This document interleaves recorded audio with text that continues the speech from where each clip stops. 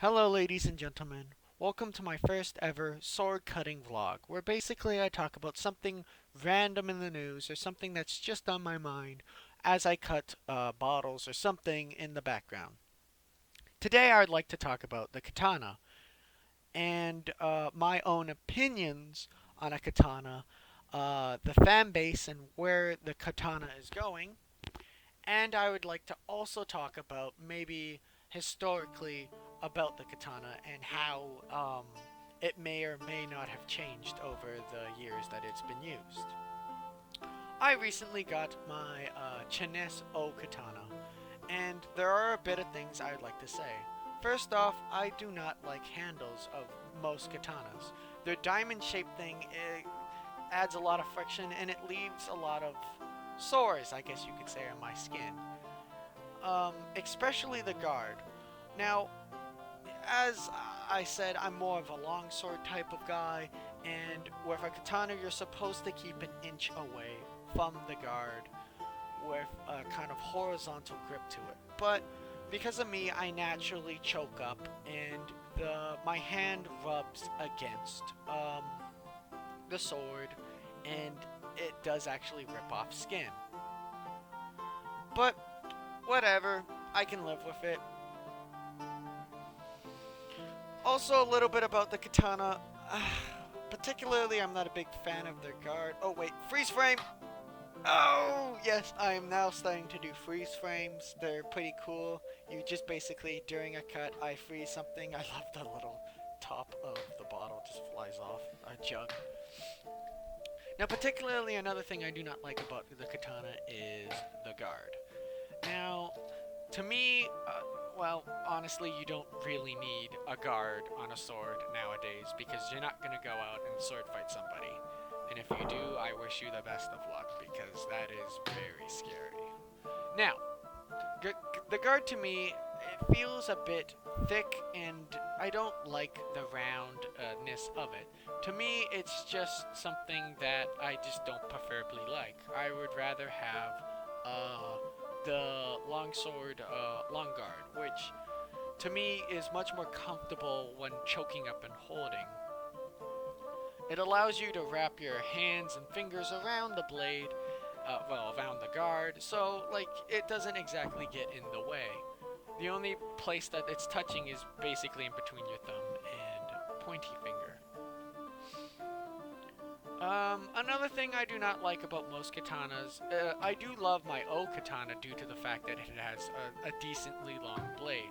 Most katanas' blades are in between 30 to 27, and to me, I don't feel like this is a long enough blade for a two-handed sword.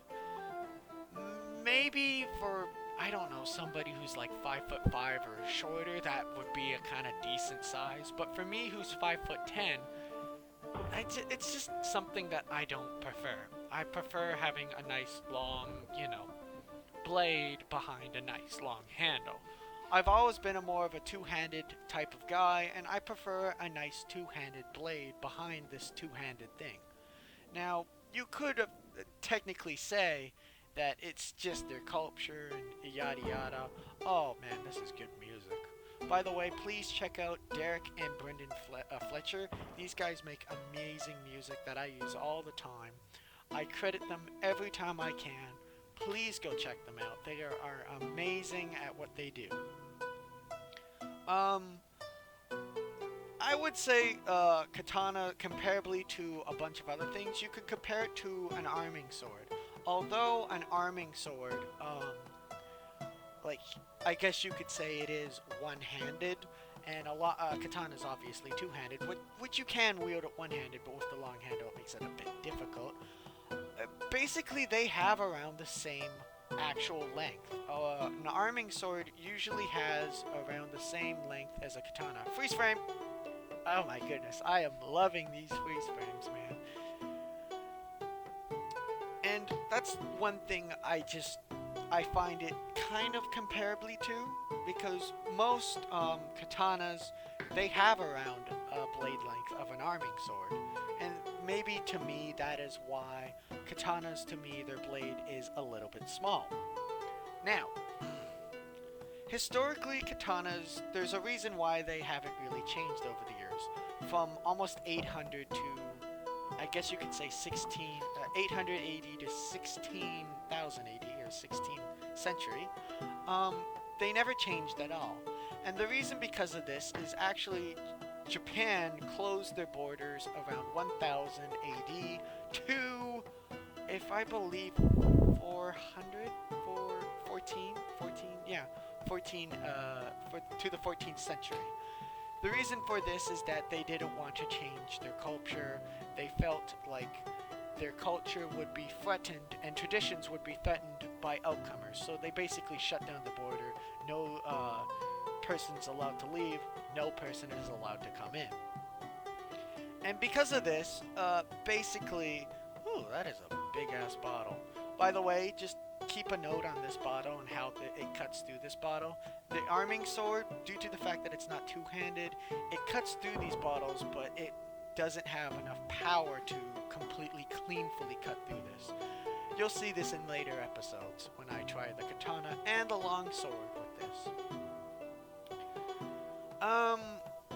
To me, I'm more of a longsword guy.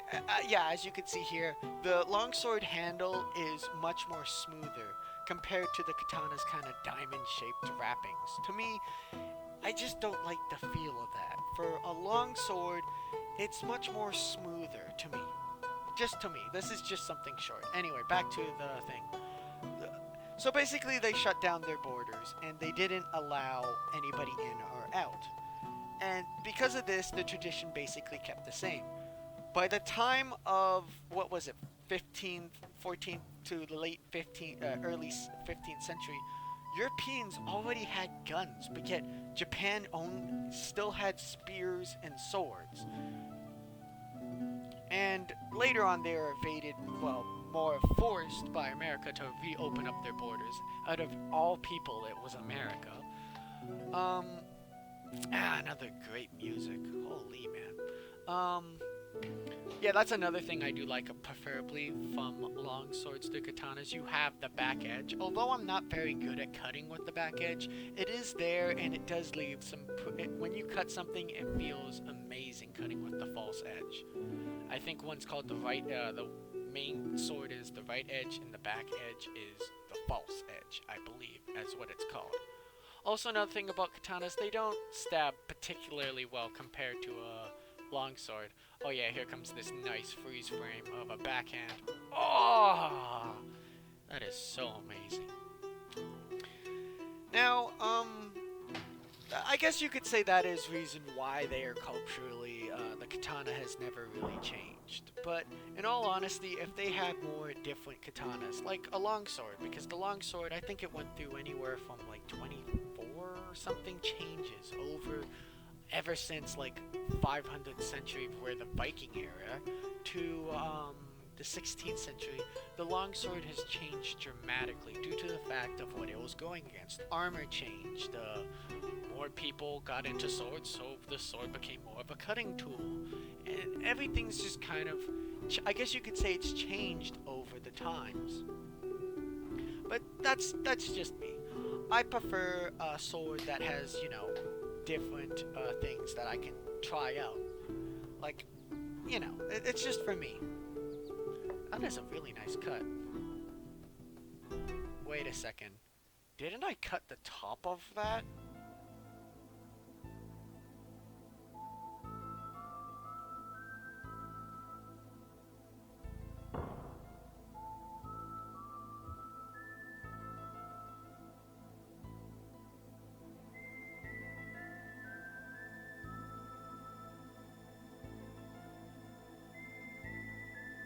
Huh.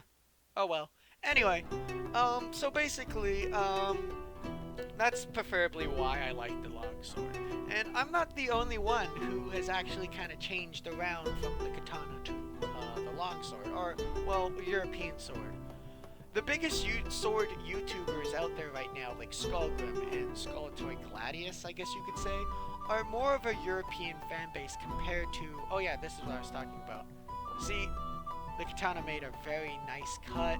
The bottom didn't move compared to the arming sword where everything fell off. But anyway, as I was saying, Due to the fact that the biggest sword YouTubers out there, like Skullgrim and Skulltoy Gladius, they're more of a European style, so I believe the fan base of the katana is shrinking comparably to what it was maybe 4 years ago. And I guess you can say that this is because of the big YouTubers. They've kind of, opened it up more, and you know, and I guess you could say the katana thing is shrinking, even though I still believe that it is still one of the biggest swords. Anyway, overall, I think the katana is still an amazing sword, and I highly recommend it for beginners. Hey, wait a minute, where's the top?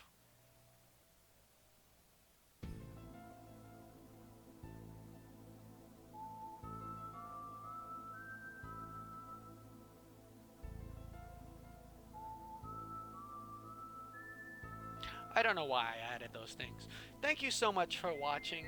Hopefully this gives you an idea of about katanas and yada yada. Please like and subscribe if you want to. Have a great day.